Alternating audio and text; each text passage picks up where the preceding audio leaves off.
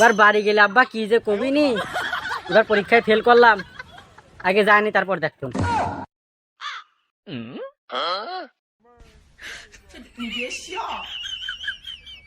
এই সামনে দিদি গায়। এই তোর বলেছি রেজাল্ট দেওয়ার কথা, পাস করছিস তো? আব্বা রেজাল্ট তো দেশে, কিন্তু এবার একটু মানে খারাপই আছে, সামনেবার ঠিক হবে ইনশাল্লাহ, সামনেবার মানে পাস করবো না। যাও এই তুই পাস করছিস না ফেল করছিস ঠিক করে বল। আব্বা ফেলই করছি। ও তোমার তো কিছু লাগবে, চলো বাইরে যাই, চলো। এই তুই আমার চোখের সামনে থেকে দূর হ।